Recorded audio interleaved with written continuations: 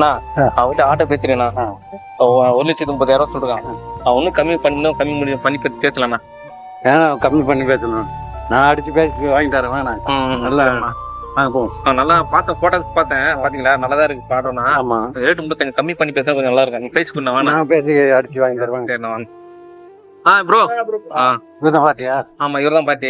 கேட்டு நான் பாத்து. ஆமா நான் தான் பேர் வினோத் ப்ரோ. சரி நீ இந்த ஆட்டோ தான். ஆமா செக் பண்ணிக்கோ. காய் கொடுங்க. பிடிச்சிருக்கு, பேப்பர் எல்லாம் கரெக்டா இருக்கு. சரி கொஞ்சம் கம்மி பண்ணி சொன்னீங்க ரேட்டு. இல்லண்ணா 3 வருஷம் தான் அது வண்டி எடுத்து 1.5 லட்சம் ரூபா. சொல்லியண்ணா 1 லட்சம் போட்டு கொடுப்பா. நான் கட்டுப்படி ஆகாதுண்ணா. 1.5 லட்சம் தானா அவசரம் தேவைண்ணா. அதனாலதானே உங்கள்கிட்ட பண்ணுங்க முடியலாங்க. என்னண்ணா இப்படி சொல்றீங்க? கொஞ்சம் பார்த்து ப்ரோ பண்ணுங்க. இது 1.20 போட்டு கொடுங்க. 3.20 பார்த்து பண்ணுங்க, முடியுங்க, பார்த்துக்கலாம். சரிண்ணா ஓகேண்ணா. பரவாயில்ல. ஜிபே பண்ணிடுறேன், கேஷை கொடுத்துறேன்னா உங்களுக்கு. ஓகேவா? சரி